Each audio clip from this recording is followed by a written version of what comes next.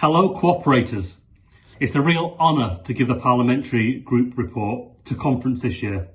Okay, so we're not meeting in person, but we are at least connecting digitally to make sure that we can continue to cooperate even in these difficult times.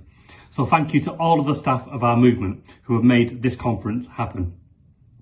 When we take our minds back to Glasgow, hasn't the world changed? We've had a general election, we've been hit by COVID, and there's been a leadership election in the Labour Party that has reshaped our relationship as well. I remember Glasgow well, meeting friends from all over the country, listening to ideas, practical solutions to the issues that our communities face right around the country, and of course Keir Starmer giving our keynote address in Glasgow. Now, the general election meant that we have 26 MPs returned to Parliament, 2 of whom are new parliamentarians, who of course work together with our peers in the House of Lords to make sure that you have a real voice in Parliament. But in that election, we also lost some dedicated co-operators, including the chair of the NEC of the Co-operative Party as well. Those were decent people, decent parliamentarians who worked really hard for our movement to make sure that we had a strong cooperative movement in Parliament.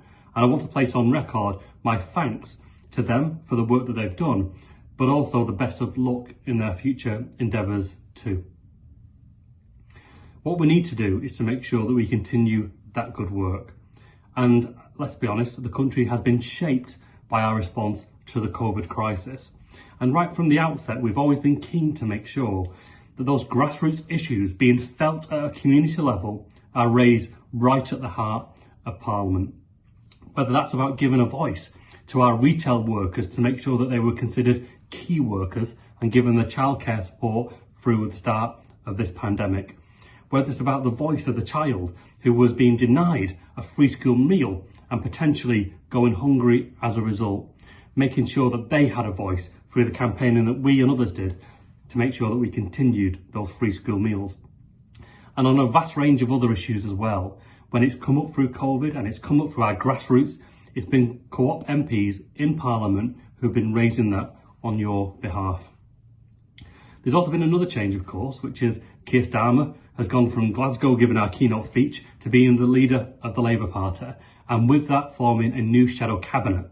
Now, a third of the shadow cabinet is made up of Labour and cooperative MPs.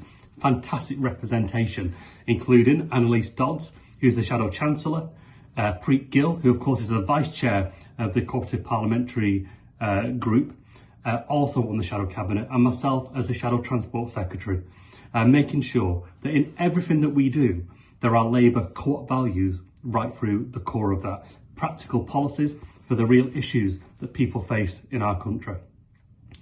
But of course, there is the day job as well. We are a law-making body in Parliament, and so the business that comes through the House always needs to have a keen eye to make sure that cooperation is protected and enhanced. So whether that was about the Insolvency and Governance Bill, whether that's about the Fisheries Bill and a range of other issues, it's been our parliamentarians, both in the Commons and the Lords, who have been leading from the front on that issue. And it's to their credit that we have been able to get some successes within that. And so it leads me to say, we have an interesting year ahead, but also a challenging year coming towards us. We haven't seen the back of COVID. It could take a long time to fully recover, both in terms of the health of the nation, but also the economic hit that we may well see. And I would say this, if cooperative values, if cooperation in business and enterprise was right many years ago, it's absolutely right today. I think the country is crying out for an alternative. It's crying out for fairness, but also that actually, from the collective endeavour where we all make a contribution, that actually we all begin to feel as though, we are part of the dividend that follows from that. And I think many people in this country feel as though, they work hard, they do what's asked of them, but they're just not able to benefit from the success that they contribute to. Cooperative values and enterprise does provide some of that solution. We also need to make sure that we have an eye on the elections that are coming, because although we're in opposition nationally, for millions of people in this country, they have access to Labour cooperative government, whether that's in our devolved nations, whether that's about our regional mayors, whether or not it's our police and crime commissioners, or our local councils, they have Labour in power making a difference. And whatever we can do to support that endeavour and make sure that we get a good result in May, of course, we will stand shoulder to shoulder in that process. Have a great conference and let's meet again this time year, but hopefully, maybe not digitally, in the same place, sharing those experiences and meeting friends once again. Hi, I'm Alex Norris.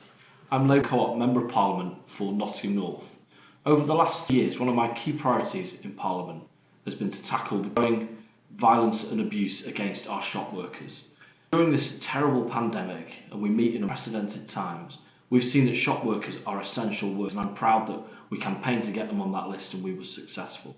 But we've seen that during this COVID period, over the last 2 or 3 years, violence and abuse against shop workers rises every year. This is unacceptable. These are people that have made sure we've got the things that we need at a time when we needed them the most. The very basic they should get is to be treated properly and with dignity at work. In Parliament, the Co-op Party are fighting for the shop workers. We campaigned for and secured a call for evidence from the government to highlight how challenging this problem is. Then they sat on it for a year, so we campaigned and I went to the Leader of the House, to the Home Secretary and eventually the Prime Minister to get them to release that call for evidence. And when they did, it told us exactly what we knew already, that this is a big problem, that we need to be doing something about it. The government's response is good, but it's not good enough. They've got lots of views about what other organisations should do, but they're not doing enough themselves. That's why, for the second year in a row, I proposed legislation that would strengthen the sanctions against those who would perpetrate violence or abuse against our shop workers and act as a significant deterrent. That's something that shop workers tell us they want, and was something that would make a big difference. So I'm asking you to join our campaign online. Please do that. Continue to lobby your Member of Parliament to get them supported, and together we can show that we back our shop workers and that we say no more to the violence and abuse that they're receiving.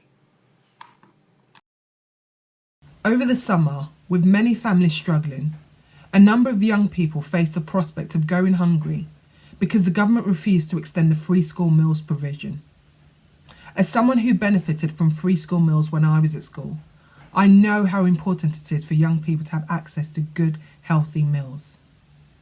Ahead of the eventual U-turn in the face of so much public pressure, the Co-operative Parliamentary Group played its part by calling out this injustice and championing the work of the co-op movement as led by the example across all Co-op Academy trusts where young people continue to receive free school meals. As the economic impact of the crisis became increasingly clear and critical financial support was provided for sectors right across the economy, it was completely unacceptable that the self-employed were initially forced to go so long without support. With over 5 million self-employed workers across the country in this position, the government's inaction risked their livelihoods and put many through unimaginable stress and anxiety over their future. With members of the Co-operative Parliamentary Group, I was active and vocal in highlighting the concern and calling on the government to bring forward vital financial support for the self-employed sector, and we were delighted that for some this was eventually forthcoming. A commitment to international development is at the heart of our cooperative principles.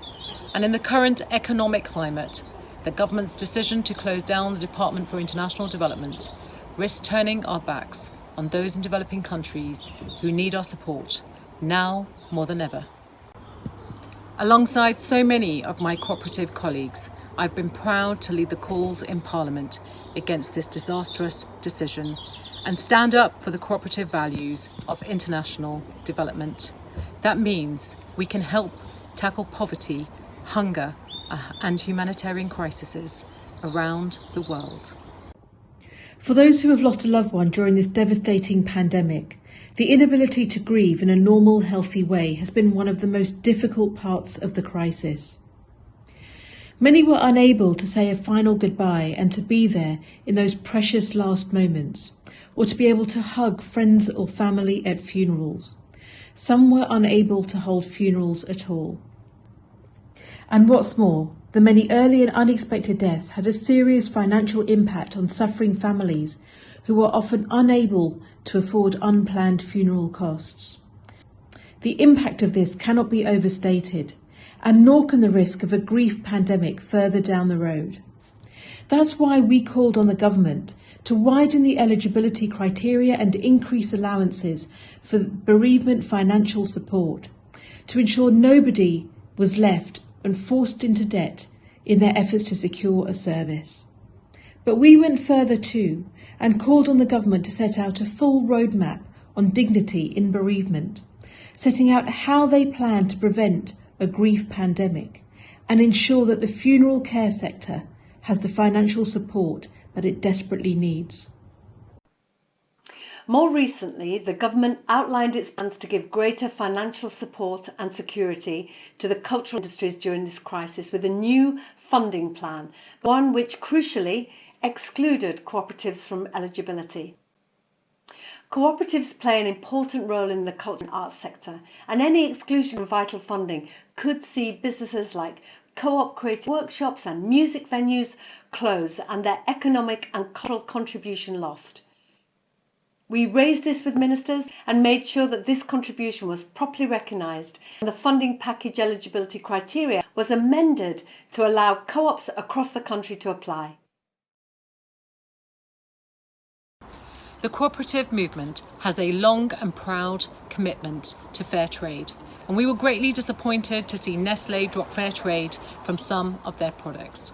The decision could remove a vital lifeline for farmers in developing countries, costing small-scale producer cooperatives around $2 million a year.